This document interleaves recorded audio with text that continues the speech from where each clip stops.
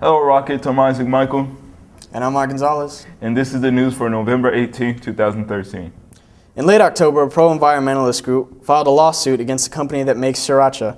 The city of Irwindale, California, sued Hu Fong Foods to halt production of the popular Thai-inspired hot sauce. Nearby residents claimed that the factory produces a strong, offensive chili odor.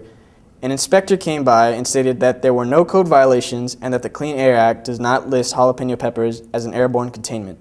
With the possibility of a shutdown in the California factory, Kevin Roden, a councilman from the city of Denton, Texas, wrote an open letter to Hu Fong inviting the company to produce sriracha in Denton. Rode wrote that Denton has plenty to offer Hu Fong, including cheap land, shovel-ready industrial sites, and a city-owned electric company, an emerging urban farm district, and tons of college students seemingly willing to work for a daily supply of free sriracha.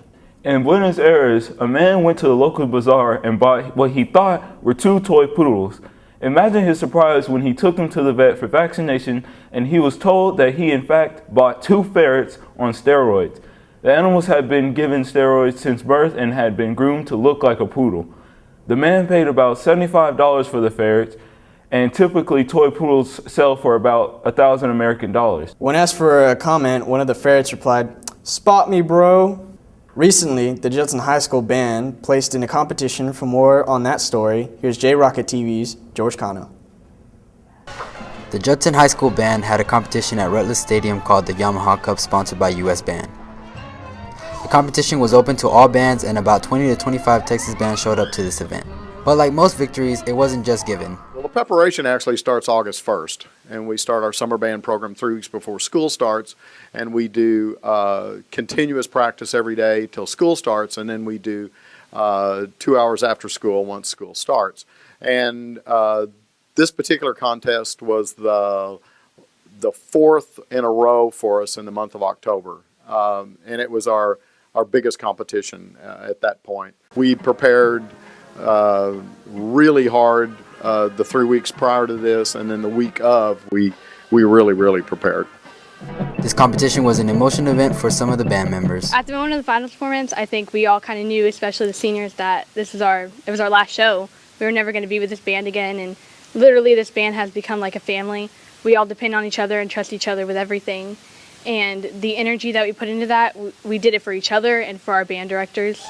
The competition is broken into groups where the band won in their group, winning all the caption awards, meaning they won Best Effect, Best Color Guard.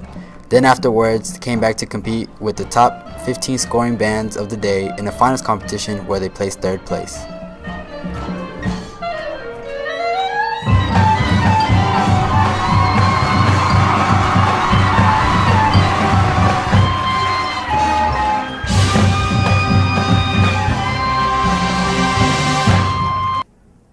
And now, here's Trace's take on Thor: The Dark World.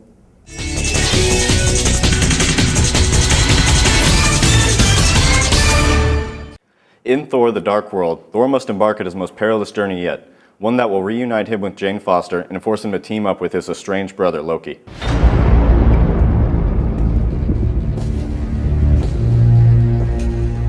After all this time, now you come to visit me, brother. Why? To mock. I need your help. But I wish I could trust you. While the film is a slight improvement over its predecessor, there are still plenty of missteps to be found here, most of which involve the human element.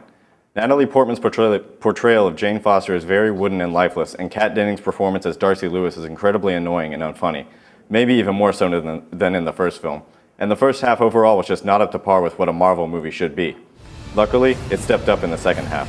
The action scenes are incredible, the jokes actually began to make me laugh, and there's plenty of screen time with Loki, who is without a doubt the best part of the movie.